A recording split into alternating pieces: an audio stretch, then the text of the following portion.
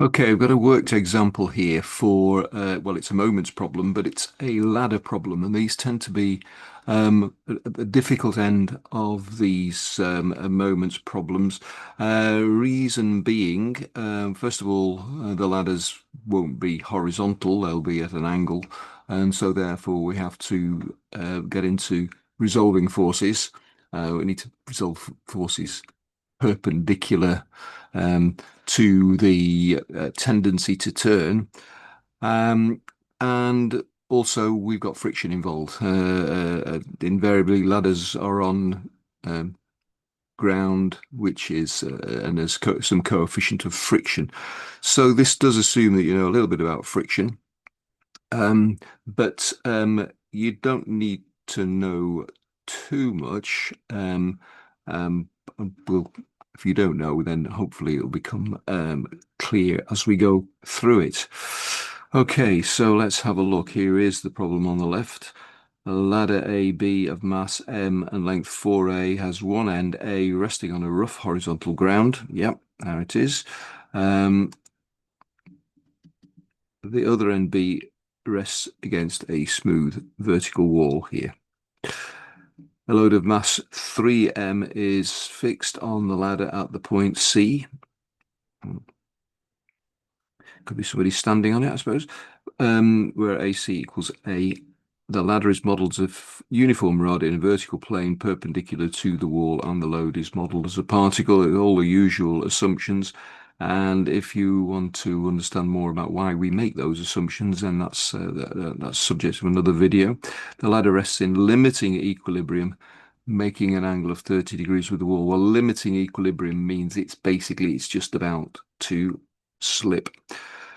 So, so if this point C here is a person climbing up the ladder, then I think as the chances are, if they're going to go any further, then the ladder's going to slip.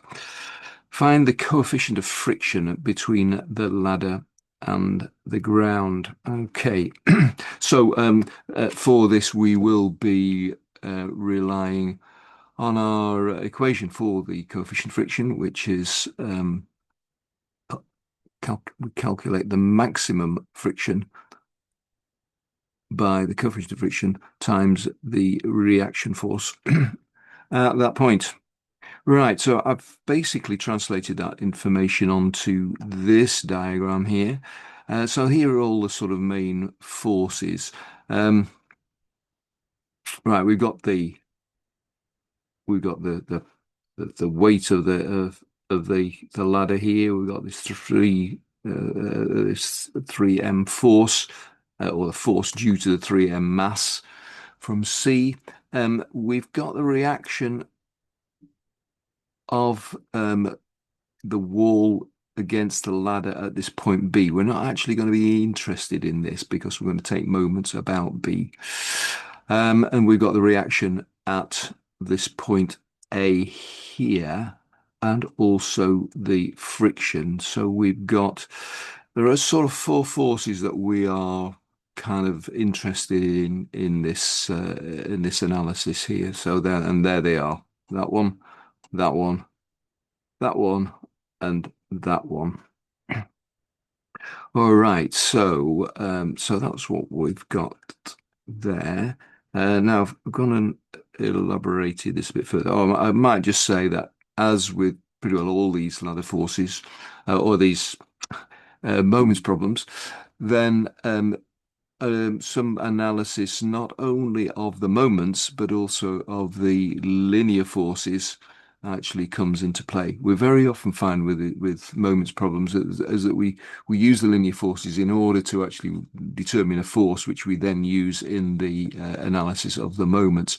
This problem is a little bit different because what we're going to do is we're looking at the rotational forces, the moments. Um, and then we're going to use the linear forces to actually complete the problem, as you'll see. So it's a little bit different, and these problems are all a little bit different. Okay, so what I've done here is I have taken the diagram, and basically I've resolved the forces. So we've all the initial forces. We've got the four that we're interested in. There.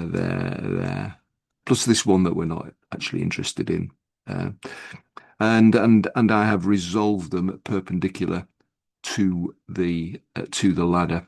And the reason for that is because I'm going to take moments about a point on the ladder, and we need to consider the forces that are perpendicular. We're talking about circular motion, aren't we? So if it's circular motion from this B, then you can imagine, that is circular about B. This force here is a tangent to that circle around B. So that's why we're interested in the perpendicular forces. Okay, so if we go through those, I mean, this one's fairly straightforward. So we got this force mg, so we resolve that there. That's going to be mg sine 30. 3 mg down here, so that's going to be 3 mg sine 30. We've got this force, which is the resolved part of the normal reaction, which I've called RV. Now, RV is actually, this reaction force is actually equal to 4 mg. And the reason being, well, if we just look at the linear components, then the upward must equal the downward because we're in equilibrium. So this reaction force is actually equal to 4 mg. We're not actually using that fact initially, but we're going to plug that in a moment. And then we've got the frictional force here.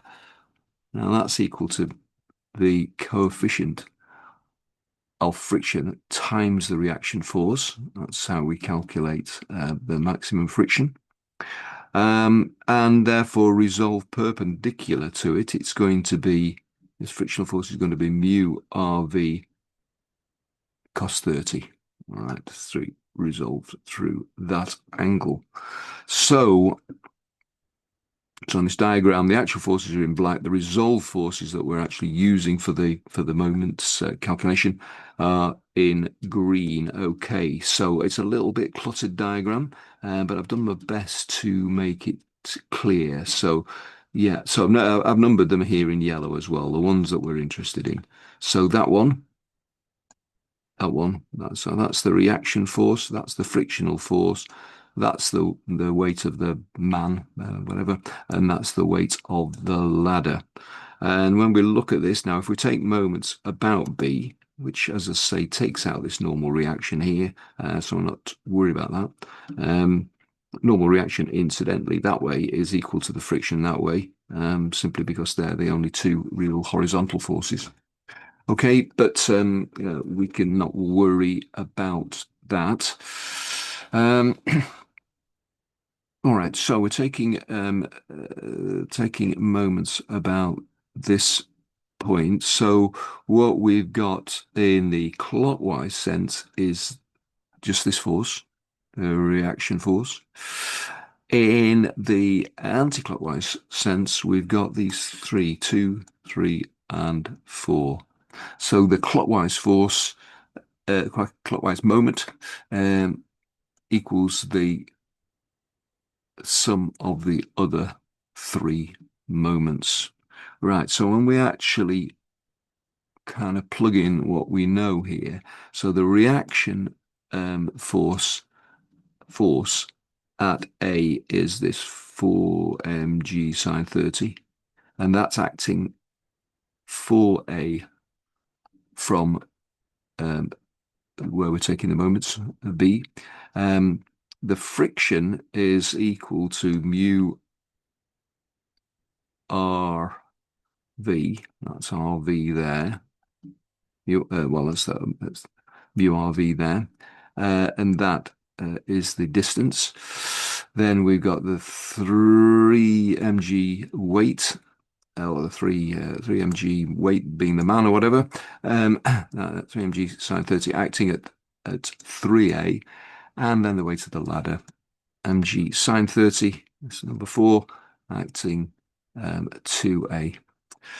Right, now if we reorganize that, make it explicit in U, we get this. So that's just a bit of algebra to rearrange this. And one thing we do note from this is that all these terms on here have got mg and a, which will cancel out quite nicely. That was quite interesting. You should do that. Intuitively, I think it probably reasonable to note that actually it probably doesn't really matter what the actual mass is. I mean, for instance, would this be a different problem if it was in imperial tons versus metric tons, or whether it was just in hundreds of kilograms or anything else? Then I think no. Would it make any difference what the gravitational constant is? It'll be the same problem on the moon, I think, if we were actually considering the gravity on the moon. And the length of the ladder doesn't matter again, if depending on what units. The units could be in meters or they could be in decameters or whatever. It wouldn't make any difference. So it's intuitively it's sort of quite reasonable that we should be able to cancel all those out of the equation. So we're going to cancel MGA out of that. And that's going to leave something which looks all of a sudden quite simple. And in fact, all these terms are in sine 30 on the numerator. Um, and then the 16 cos 30 on the denominator. Work all that out. That is going to give us 0.18 to two decimal places. Obviously, that's between 0 and 1. So that is a valid check. So if you came to do any of these calculations and you got a coefficient of friction that isn't between 0 and 1, then obviously you've gone wrong somewhere. So basically, that is it. It is quite a complicated problem. And I would say that if you can do this problem, you can pretty well do any of these moments problems that they're likely to throw at you in your examination. So it would definitely be worth your while in actually just having a go at this problem yourself. Don't look at this solution. Just work it through for yourself. And once you can do that, then you're in a good place. Okay, so I hope that's been useful, and thanks for listening.